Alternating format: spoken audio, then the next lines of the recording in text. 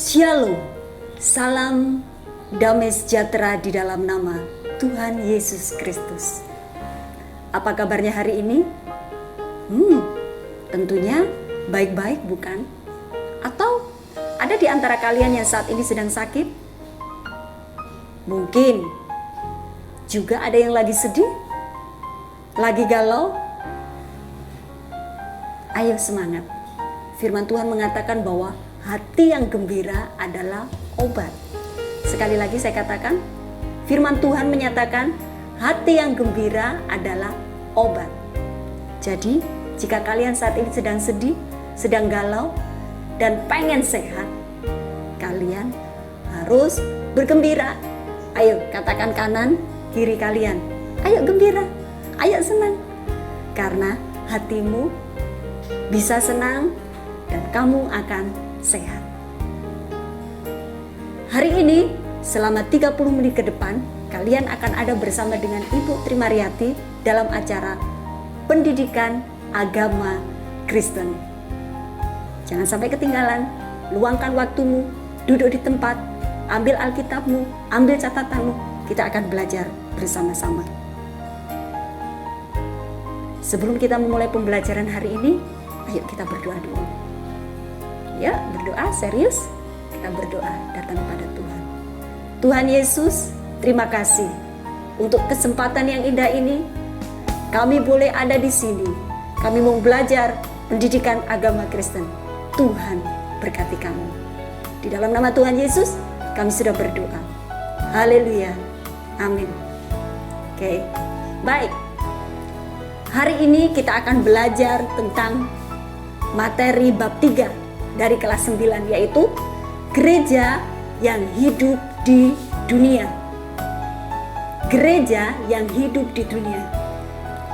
Sebelum kita bahas lebih mendalam apa itu gereja yang hidup di dunia, tentunya kita harus tahu apa sih yang disebut dengan gereja. Apakah kalian sudah berpikir, apakah kalian sudah mencari kira-kira apa sih ya gereja itu? Yuk, coba pikir. Kira-kira gereja itu apa ya? Sudah belum? Iya, seringkali orang bicara bahwa kalau ada sebuah gedung tinggi, tiba-tiba di depannya ada salibnya, dia pasti bilang, itu pasti gereja. Belum lagi, di gereja itu, gedung itu, kedengaran ada orang nyanyi-nyanyi. Ada yang main gitar atau main organ. Orang bilang itu adalah gereja. Terus kalau ada orang bilang khotbah keras, wah itu juga gereja. Apakah itu yang disebut dengan gereja? Halo, apakah itu yang disebut dengan gereja? Nah, padahal gereja yang sesungguhnya bukanlah sebuah gedung dengan tanda salib di luarnya atau di dalamnya. Bukan hanya sebuah acara rutinitas di mana orang-orang berkumpul, mereka memuji Tuhan. Bukan. Tetapi gereja itu sendiri bicara tentang orang-orang yang percaya di dalam Tuhan Yesus Kristus. Jadi, kalau kita simpulkan, gereja itu apa sih? Kata gereja berasal dari bahasa Portugis igreja, dalam bahasa Inggrisnya church. Gereja adalah milik Kristus. Itu dalam bahasa Yunaninya disebut kuriakon, yang memiliki dua makna. Yang pertama adalah gereja itu menunjuk kepada orang yang percaya secara pribadi. Kira-kira kalian berada di mana? Apakah kalian sudah menjadi orang yang percaya menjadi milik Tuhan atau belum? Kalau kalian sudah menjadi milik Tuhan, berarti kalian layak disebut dengan gereja.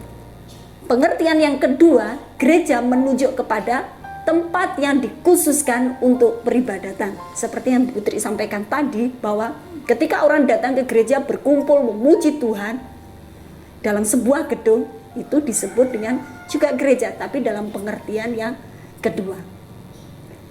Kita akan melihat dalam perjanjian baru. Kata gereja berasal dari bahasa Yunani yaitu eklesia.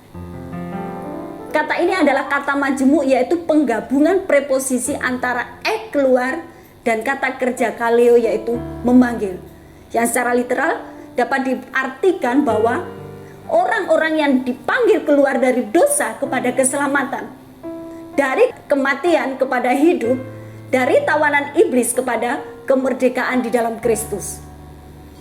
Jadi ketika orang itu percaya, ketika orang itu memutuskan untuk aku percaya Tuhan Yesus, mengakui Tuhan dan Juru Selamat, dia disebut dengan gereja.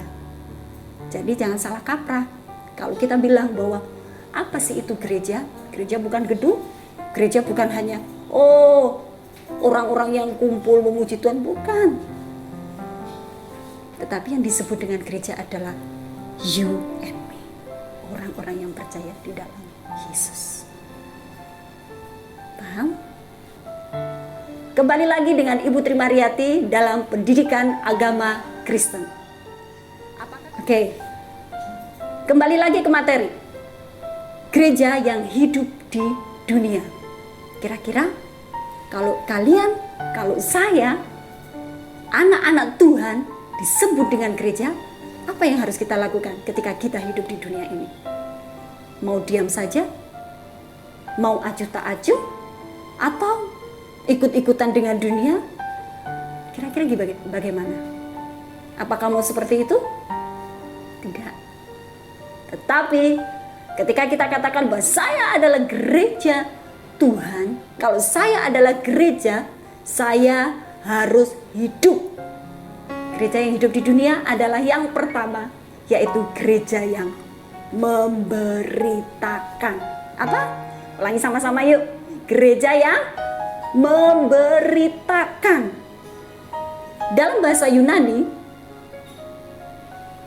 menggunakan kata kerugma yang berarti pengumuman atau pemberitahuan dalam konteks ibadah. Kita baca di dalam Kisah Para Rasul 2 ayat 14 yang berbunyi, maka bangkitlah Petrus berdiri dengan ke-11 rasul. Dan dengan suara nyaring ia berkata kepada mereka, hai kamu orang-orang Yahudi dan kamu semua yang tinggal di Yerusalem, ketahuilah dan camkanlah perkataan ini. Ini menunjukkan suatu kerugma, pemberitaan, pengumuman. Nah, pertanyaannya adalah kira-kira apa yang diberitakan? Kira-kira apa yang diumumkan? Apakah yang diumumkan adalah karena saya gereja maka yang saya umumkan adalah diri saya? Apakah seperti itu? Apakah ketika saya sebagai gereja, ketika saya memuji Tuhan, ini loh suara saya? Apakah itu? Bukan. Tetapi inti dari pemberitaan dari gereja yang hidup di dunia adalah satu. Siapa? Tuhan Yesus Kristus. Gereja yang memberitakan, bukan yang lain yang diberitakan, tetapi hanya satu, yaitu Tuhan Yesus. Siapa Tuhan Yesus? Tuhan Yesus itu adalah Tuhan yang luar biasa, yang hidup, yang telah mati, yang bangkit dari kematian dan naik ke surga. Dikatakan bahwa barang siapa yang percaya kepada Tuhan Yesus, dia akan memperoleh kehidupan yang kekal. Itu yang diberitakan, bahwa keselamatan hanya di dalam Tuhan. Bisa dimengerti sampai di sini? Gereja yang hidup di dunia pertama, gereja harus memberitakan. Yang diberitakan adalah Tuhan Yesus sendiri. Bisa dipahami? Oke, menginjak yang kedua. Gereja yang hidup di dunia. Yang pertama, gereja yang hidup di dunia adalah gereja yang bersekutu. Apa sih arti bersekutu? Apa sih yang disebut dengan bersekutu itu? Bersekutu adalah berkumpul bersama orang percaya untuk beribadah. Ayo, ada nggak yang malas-malasan ke gereja nih? Loh, ini kan corona, ngapain ke gereja, kan nggak boleh kumpul-kumpul. Jangan salah, meskipun corona kan kita bisa berkumpul dengan orang yang percaya, iya toh? Itu disebut dengan gereja yang bersekutu. Dalam bahasa Yunani adalah koinonia. Pada zaman perjanjian lama, bangsa Israel itu beribadah pada hari Sabat. Sementara pada zaman perjanjian baru, orang percaya beribadah pada hari Minggu. Ayo anak-anak yang sekarang kalian mulai males-malesan baca Alkitab, males-malesan, aduh ngapain sih ibadah daring, ngapain sih gitu. Ayo ingat, gereja yang hidup di dunia yang kedua adalah gereja yang mau bersekutu, berkumpul dengan teman-teman seiman, sehingga kita semakin dihidupkan. Kita yang lemah bisa dikuatkan. Bisa dimengerti? Nah, ini PR buat kalian yang lagi males-malesan. Ayo, hidup kembali, hidup gitu. Oke, yang ketiga, gereja yang hidup di dunia yang ketiga yang tidak kalah penting, yaitu dia tidak membeda-bedakan. Kalian tahu lagi ini enggak? Hitam atau putih, kulit hitam, kulit putih. Tahu lagu itu enggak? Nggak seru kalau nggak dinyanyiin sama-sama. Ayo ambil ya waktu kalian saat ini, kita akan memuji Tuhan bersama-sama. Hitam atau putih, kulit hitam, kulit putih. Hitam atau putih, rambut lurus atau keriting, semuanya disayang Tuhan. Hitam atau putih, kulit hitam, kulit putih. Hitam atau putih, mata bulat, mata sipit, semuanya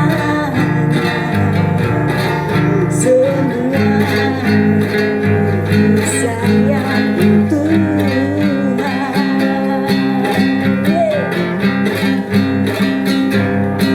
Tuhan Yesus mengasihimu. Tuhan Yesus mencintaimu. Tanpa memandang suku bangsa, semua berharga di mata Tuhan. Tuhan Yesus mengasihimu. Tuhan Yesus mencintaimu. Tanpa memandang suku bangsa, semua berharga di mata Tuhan. Oh, di mata Tuhan. Hitam atau putih, rambut keriting, rambut lurus, semua disayang Tuhan. Jadi jangan membeda-bedakan. Kadang-kadang ketika orang melihat warna kulit, aduh, you kan hitam, aku kan putih, ngapain kita jadi satu? Gereja yang hidup di dunia, dia tidak boleh membeda-bedakan. Entah kalian warna kulitnya hitam, entah kalian warna kulitnya putih, entah kalian dari golongan orang yang kaya, orang yang mampu, berduit, atau bahkan tidak mampu. Ayo, sebagai gereja yang hidup di dunia, yang sudah dilahirkan kembali oleh darah Yesus, ayo jangan membeda-bedakan. Itu kemauan Tuhan, bukan kemauan kita. Sekat-sekat yang memisahkan manusia berdasarkan ras, kelas, maupun jenis kelamin, ini semua sudah dihapuskan oleh darah Tuhan Yesus. Kematian Tuhan Yesus di atas kayu salib sudah menghapuskan itu semua. Karena itu, sebagai gereja Tuhan, ayo bangkit. Bangkit, berani memberitakan kebenaran firman Tuhan. Gereja yang hidup di dunia mau bersekutu dengan orang-orang yang percaya. Dan juga dia tidak mau membeda-bedakan dengan yang lain. Masih ingat cerita tentang Martin Luther King Jr.? Siapa dia? Dia adalah seorang pendeta baptis dan aktivis Amerika Serikat yang menjadi juru bicara dan pemimpin gerakan hak sipil tahun 1954 sampai 1968. Dia begitu luar biasa ketika dia harus memperjuangkan orang-orang kulit hitam. Kira-kira di zaman sekarang ini yang serba modern, apa yang akan kita lakukan? Apakah kita dengan adanya hal semacam itu kita langsung, ya itu kan Martin Luther, itu kan para pendahulu kita, apakah kita akan seperti itu? Seharusnya gereja Tuhan yang hidup di dunia tidak boleh kalah dengan orang-orang yang sudah mau berkorban untuk Tuhan. Kita harus maju, kita harus bisa hidup sebagaimana Allah telah menghidupi kita. Baik, saya pikir sampai di sini materi tentang gereja yang hidup di dunia. Apakah ada pertanyaan dari kalian? Catat, kalau ada pertanyaan, tanyakan itu kepada guru kalian masing-masing. Oh, saya tidak mengerti apa yang dimaksud dengan ini. Catat. Kan kalian bawa catatan toh? Catat. Ada guru kalian. Ditanyakan itu. Bu, saya tidak mengerti ini. Tanyakan. Catat. Dan kita akan berdiskusi bersama-sama. Baik. Waktunya kita akan mengambil saat untuk bersaat teduh. Ambil waktu kalian untuk kita datang kepada Tuhan. Kita akan merenungkan kebaikan Tuhan. Selama ini, sudahkah kita menjadi gereja yang hidup di dunia?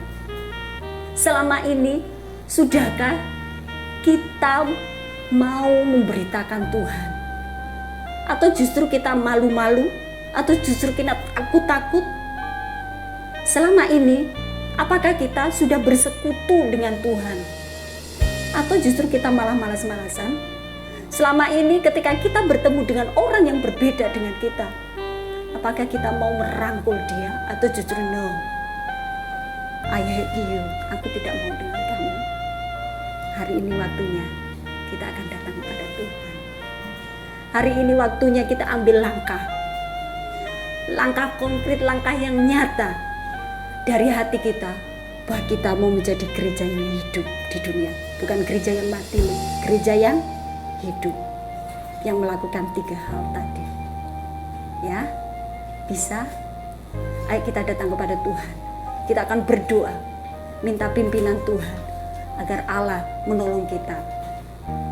Karena Ibu tahu bahwa dengan kekuatan sendiri kita tidak mampu melakukan itu.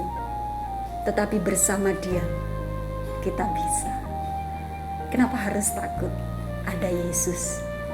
Ada Tuhan Yesus yang akan menolong kalian sehingga kalian bisa menjadi gereja yang hidup, bukan gereja yang mati.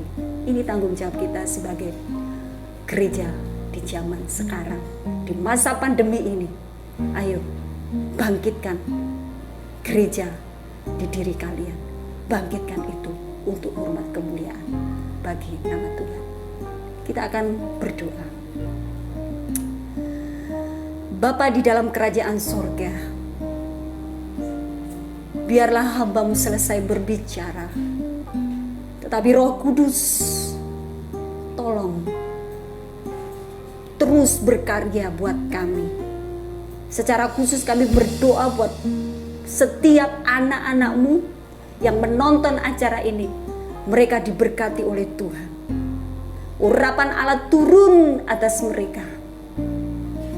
Mereka bukan menjadi gereja yang mati, tetapi mereka boleh menjadi gereja yang hidup di dunia, yang mau memberitakan yang mau bersekutu, bahkan gereja yang tidak membeda-bedakan. Terima kasih Tuhan buat hari ini. Sekali lagi kami tetap memohon Engkau memampukan setiap kami semua anak-anak-Mu, sehingga kami mampu hidup dengan standar dari Tuhan. Di dalam nama Tuhan Yesus, kami sudah berdoa dan mengakhiri pembelajaran pendidikan agama Kristen ini. Ke dalam tangan-Mu. Haleluya. Amin. Diberkatilah engkau oleh Tuhan. Tuhan ada bersamamu. Immanuel. Tuhan memberkati.